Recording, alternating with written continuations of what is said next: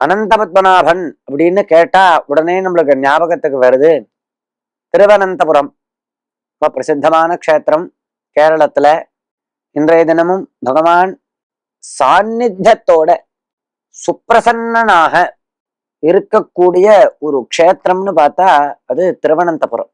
அங்க க்ஷேத்திரத்துக்கு போனாலே பகவத் சாநித்தியம் நம்மளுக்கு தெரியும். அச்சுதா, அனந்தா, கோவிந்தா அப்படின்னு இந்த 3 நாமாக்களை ஒருவன் ஜபித்து கொண்டே வந்தால் தீர்க்கப்பட முடியாததான நோய்களும் தீர்க்கப்படும். அச்சுதானந்த கோவிந்த நாமோச்சாரண பேஷஜாத் நஷ்யந்தி சகலாரோகாக சத்தியம் சத்தியம் வதாமியகம். எப்பேற்பட்ட வியாதியாக இருந்தாலும், டாக்டர் கைவிட்ட கேசா இருந்தாலும் அச்சுதானந்த கோவிந்த அச்சுதானந்த கோவிந்தன்னு நம்பிக்கையோட விஸ்வாசத்தோட ஒருவன் ஜபித்து கொண்டே இருந்தான் என்றால் நிச்சயமாக வியாதி அவனுக்கு சரியா போயிடும். எப்பேற்பட்ட வியாதியா இருந்தாலும், மகாவியாதியா இருந்தாலும்.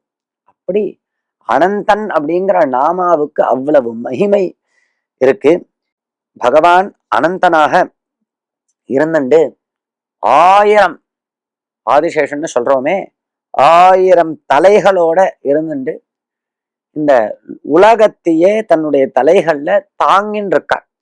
அப்பேற்பட்ட பகவான் ஒரு கல்பத்துல இந்த பூமண்டலத்தை தாங்கறதுக்கு ஆரம்பிச்ச நாள் தான் இந்த அனந்த பத்மநாப விரதம்னு நாம் சொல்றோமே, இந்த ஆச்சரிக்கிறோமே இந்த நாள். ஒரு கல்பத்துல தாங்க ஆரம்பிச்சார். கல்பம் கல்பம் பிரளயம் உண்டு இல்லையா, அப்படி பிரளயம் முடிஞ்சு இன்னொரு கல்பம் ஆரம்பிக்கிறச்ச இந்த மாதிரி பகவான் உலகத்தை தாங்க ஆரம்பிச்ச ஒரு நாள் தான் இந்த அனந்த பத்மநாப விரதம்னு நாம் ஆச்சரிக்கிறோம். அனந்த பத்மநாப விரதம் விசேஷமாக உள்ளது. அதை சாஸ்திர முறைப்படி புரோகிதர்களை வைத்து கொண்டு கடைபிடிக்க வேண்டும். 14 ஆண்டுகள் இந்த மாதிரி ஒவ்வொரு வருஷமும் இந்த அனந்த பத்மநாப விரதத்தை ஆச்சரணம் பண்ணி 14 ஆண்டுகள் செய்து உத்தியாபனம் செய்து கொண்டு இப்படி பகவானுடைய அனுகிரகத்தை அடைய வேண்டும். பகவான இன்றைய தினம் யார் இந்த அனந்த பத்மநாப விரதத்தை ஆச்சரணம் பண்ண முடியலையோ அவர்களும் ஆச்சரிக்க கூடியவர்களும் எல்லாருமே ஸ்லோகத்தை சொல்லி பகவானை பிரார்த்திக்கணும். அனந்தாய நமஸ்துப்யம் சஹஸ்ர சிரசே நமஹா நமோஸ்து பத்மநாபாய நாகானாம் பதஜே நமஹா.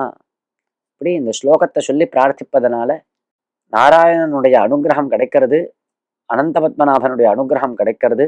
சர்ப்பதோஷங்கள்ல இருந்து நாம் விடுபடுகிறோம். எப்பேற்பட்ட சர்ப்பதோஷமா இருந்தாலும் பகவானுடைய ஸ்ரீமன் நாராயணனுடைய அனந்தனுடைய அனுகிரகத்தினால அந்த தோஷங்கள் விலகிறது.